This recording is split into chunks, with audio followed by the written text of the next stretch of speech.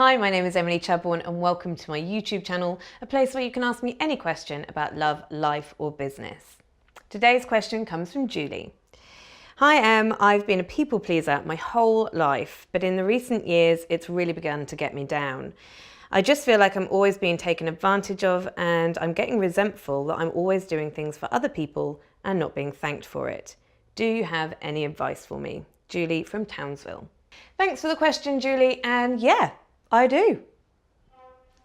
Stop doing things for other people. But I get that it's not that simple.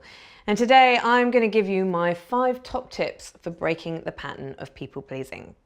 But first, let's start with what people pleasing actually is. Picking up a second cappuccino on your morning coffee run for your work wife, or cancelling your plans with Downton Abbey season 2 episode 3 to see your sister who's just had her heart broken, that's just called being a good human. People pleasing, on the other hand, is when you do nice shit for people at the compromise of your own welfare and happiness. It leads to resentment and victimhood, and it always comes from a place of low self-esteem. Like, always. Now, we all have the need to be part of the pack. It's hardwired into us, it's DNA, it's survival. Helen Fisher and her team did some amazing research using functional MRI machines to see what happened to the brain when it was fronted with rejection. And lo and behold, it reacts in the same way that it does when faced with impending death. So, there you have it. We are all wired to please and to fit in so that we can stay alive. But behaviour is not what we're born with. It's what we learn once we're here. True story. Most behaviours get learnt at a really young age from our parents and our teachers, our siblings, caregivers, peers, communities and pet hamsters. Yeah, okay, maybe not the hamster bit. So most of our people-pleasing skills, and it is a skill, come from either a direct copy of behaviour from a grown-up, like my mum was a people pleaser, I learnt it from her, or it was a skill you learnt so that you could protect yourself in some way. Now, over time, people pleasing has become a habit. You say yes when you mean no, and you have a fear that asserting your standards or boundaries will lead to you being rejected or that feeling like you're not enough. It's pretty draining.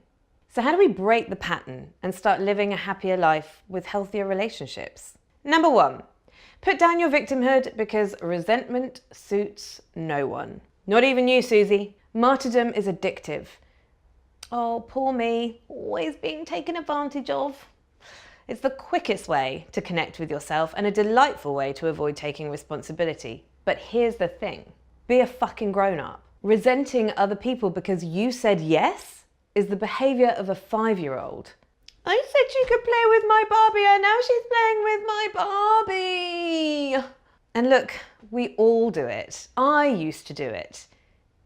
Daily. Still do sometimes. Human. But it's still draining. All round. Then one day, Brené Brown taught me a trick to make it happen less, which brings me to my second point. Choose a moment of being uncomfortable over a lifetime of resentment.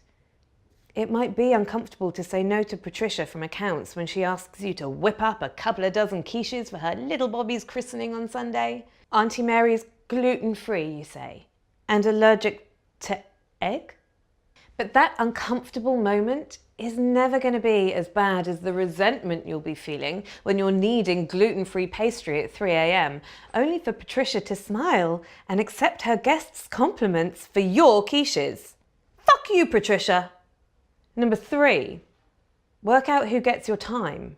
Father Christmas had the right idea. Make a list of those who have your back and those who don't. If you're giving, others will take. Now, if they give in return, awesome. If they don't, fuck them off.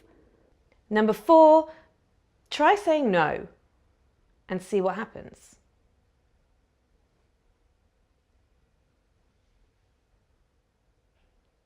Sure, it will feel weird at first, but if you say no and you burst into flames or the world ends, you can sue me. If you say no and you're still alive, try it again. And number 5, be prepared to let some people go. Here's the truth. You have taught other people how to treat you. You've created a world where people are taking advantage of you because you've let them. So when you start asserting your boundaries, don't be surprised if you get a little pushback. Also, don't be a dick about it. It goes like this. Patricia, I'm honoured that you've asked me to make 24 quiches for little Bobby's christening, but I just can't right now. I have too many other commitments. But you make quiches for Janet's little Lisa's christening.